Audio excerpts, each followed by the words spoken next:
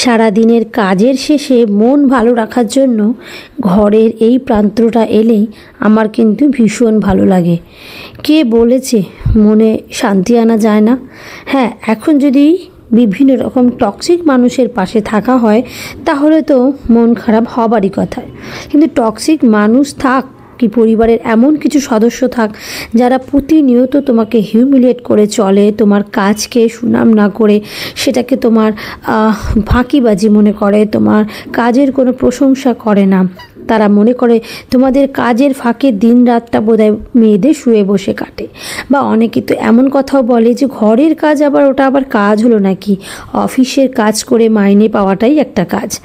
আরে বাবা, তাদের জন্য বলবো যে ঘরকে পরিপাটি করে সুন্দর করে সারা দিনে ক্লান্তটাকে দূর করবার জন্য এইভাবে তৈরি করাটাও একটা কাজ। এটা একটা আর্ট, এটা সবার দ্বারা হয় না। বাড়িতে বসে থাকলেই কি সবাই এই কাজগুলো পারে? কখনোই পারে না। আমি এমন মানুষও চোখের সামনে দেখেছি যে না বাইরে কাজ করে না ঘরে কাজ করে, অথচ তারা ঘরটাকে একটু সুন্দর করে গুছিয়ে রাখতেও পারে না। আবার এরকম মানুষও দেখেছি যারা অফিসও সামলাচ্ছে আবার বাড়ির প্রত্যেকটা কাজও সামলাচ্ছে।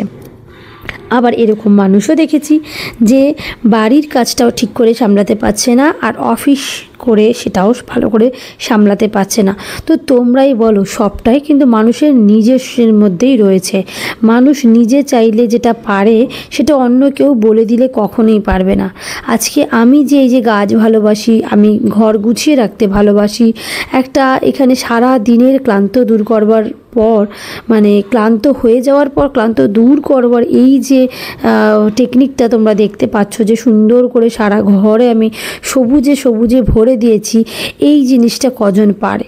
হ্যাঁ, দোকানে পয়সা দিয়ে চাইলেই তারা টব কিনে আনতে পারে, গাছ করতে পারে, কিন্তু সেই ইচ্ছেটাই অনেকের নেই। আর আমি কেনা গাছের তুলনায় কিন্তু নিজের তৈরি হাতে কাটিংস থেকে চারা তৈরি করা, কারুর কাছ থেকে গাছের ডাল চেয়ে এনে সেই চারাটাকে ছোট্ট করে বড় করা, কিংবা কোনো ছোট্ট চারা গাছ থেকেই আবার কাটিং করে চারা বানানোর মধ্যে যে একটা পরম তৃপ্তি রয়েছে, যেটা কিন্তু কিনে আনা গাছের মধ্যে হয় না। নিজের থেকে তৈরি করা গাছ যেরকম আমাদের মায়েরা সন্তানদের নিজের দেহ থেকে তৈরি করি, ঠিক তেমনি একটা গাছ থেকে আরও একটা গাছ, সেটা থেকে আরও একটা গাছ, এইভাবে মাল্টিপ্লাই করতে করতে দেখবে কখন যে 4টে টব দিয়ে শুরু করেছিলাম আর সেটা যে 40টা টবে পরিণত হয়েছে সেটা তোমাদের কেউ বলতে পারে না। তবে হ্যাঁ, আমার কিন্তু 40টা টব নেই, আমার আরও অনেক বেশি টব রয়েছে। তবে এখনও অনেক গাছ এখানে আমার বোনার ইচ্ছে। তবে কি বলো তো, যে গাছটা আমার একটা দুটো করে আছে সেটা যে আরও বেশি বাড়াতে পারবো না বা বাড়াতে চাই না তা কিন্তু নয়। আমি কখনোই গাছের থেকে ফুল বা ফল আশা করি না। যদি তারপরেও তারা দিতে চায় সেটা তাদের ব্যাপার, কিন্তু আমার কাছে সবুজ জিনিসটাই সবথেকে বড় কথা।